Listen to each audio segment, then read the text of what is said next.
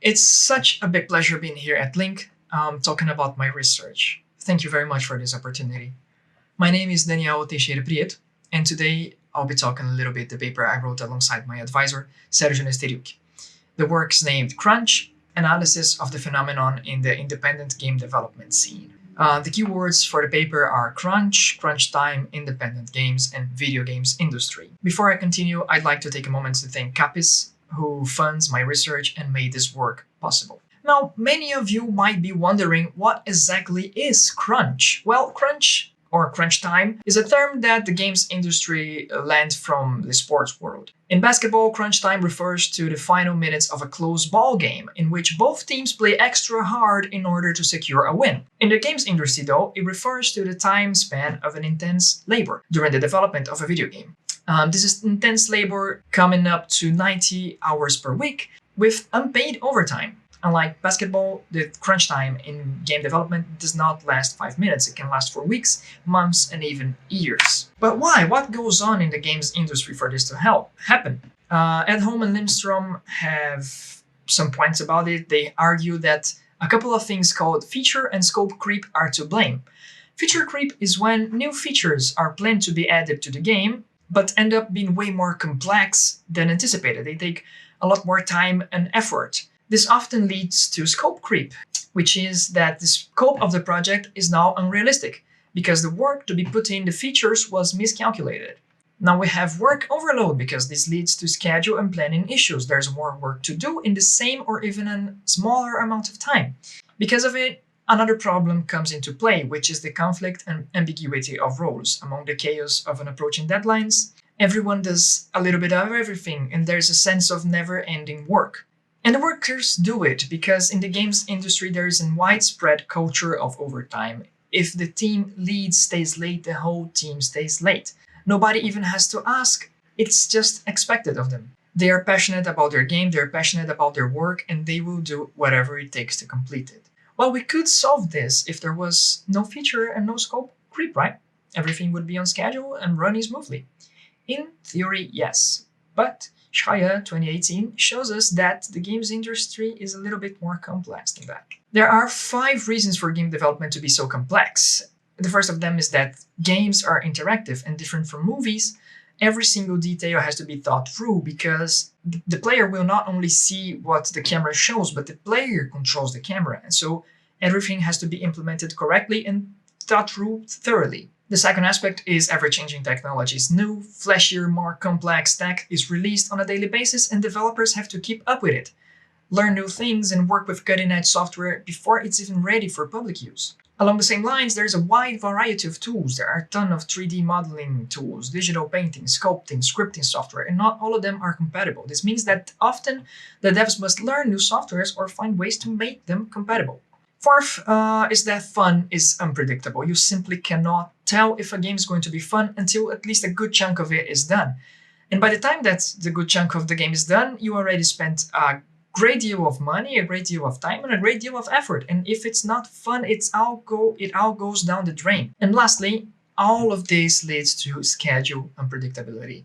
The amount of moving parts it takes to make a game raises entropy through the roof.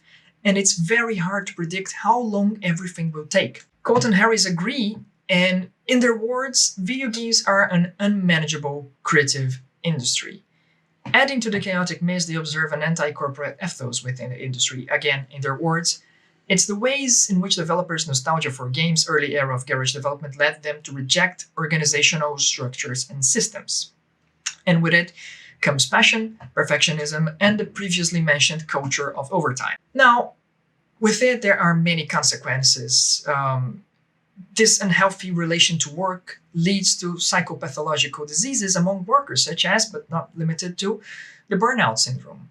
Another big consequence is of institutionalized sexism within the industry. Unfortunately, in our society, women have to withstand household obligations more often than not, such as taking care of children. And in this case, the industry understands that women, especially married women, are unable to cope with crunch and are often disqualified by recruiters. This was observed by Haynes and Woodcock. Now, clearly, this would have deep impacts on the workers' personal lives and relationships, and it has. and it was already brought to public multiple times. The first time was in 2004 by a forum user under the name EA Spouse, who wrote an article stating the profound negative effects that EA's way of work had on her husband and her family. 5 years later, not one but several spouses of Rockstar Games workers' wives came forward under the name Rockstar Wives, demanding better work conditions for their husbands and also claiming that the company jeopardized their families in many different ways. With this, it's not a mystery why most developers abandon the industry within 3 to 9 years of service, as observed by Colt and Harris. Well, so far we've talked about the video games mainstream industry, the AAA industry, as we call it. Yet, here lies the main inquiry of this paper. What about the independent game developers? So that we are in the clear and that everyone knows what we are considering to be independent in this work, we have used Guarda and Grobashik 2016 parameters, having independence threefold. First of all, being financial independent, which means that developer is its own funding agent. Creative independency, which means that the developer is its own target audience. And distribution independency, the developer is its own publisher. It is also important to note that a game might be more or less independent depending on how many criteria it fits. Well, now that we know what we consider to be independent, what are the thoughts of these independent developers on crunch? In order to understand this, we've analyzed self-declared independent games post-mortem documents, dated between 2009 and 2017.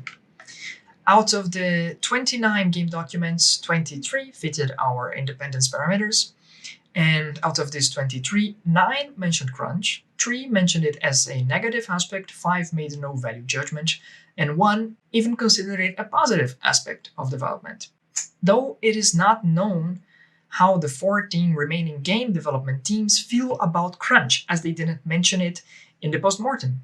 The numbers are better than the mainstream industry still. The IGDA, or International Game Developers Association, published that 42% of the industry's employees claim that crunch is not only imposed on them, but it's already expected of them. Additionally, I'd like to highlight one specific example of independent crunch we believe can be very enlightening on the matter, the case of Eric Barone, Stardew Valley's developer, as narrated by Schreier 2018. Barone spent 5 years developing the game, out of which 4 he did it in a completely independent way. Yet, he reported to have worked 12 plus hours a day every day for 5 years. He also has stated that in the last year of production, with the help of a publisher, he could better focus on the job and leave legal and distribution matters to other professionals. However, this came at a cost, being constantly pressured to finish the game to a point that it jeopardized his personal relations.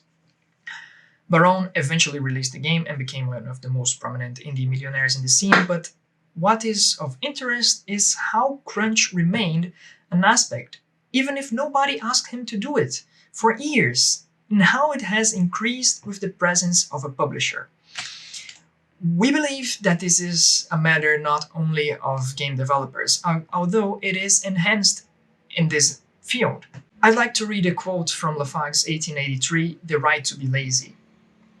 A strange kind of madness is taken over the working class in the capitalist civilization. This madness is the love for labor, a furious passion for labor, leading to the exhaustion of the vital forces of himself, the worker, and his children.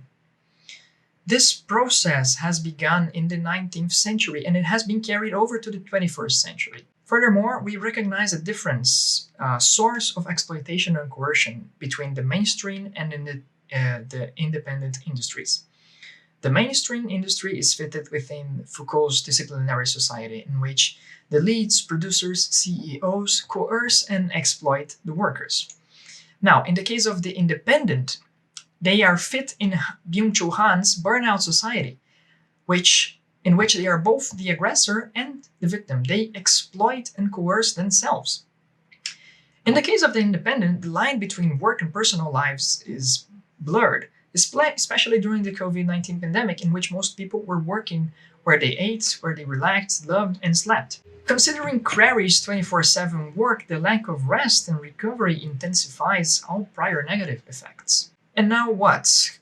In conclusion, considering that we've established the dependency factors as influent in the incidence of crunch, we consider that the independent way shows itself a better game-making strategy, although it's not perfect, since we've also seen that the 21st century social panorama and the burnout society are major roots to the problem.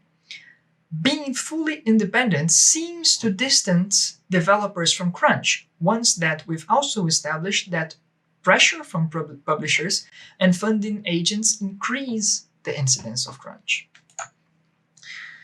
If anyone feels like getting in touch and discussing the future of this beautiful medium, I will leave both mine and Sergio's email on screen, and we'll be delighted to talk to you. Thank you very much for your attention and for your time, and goodbye.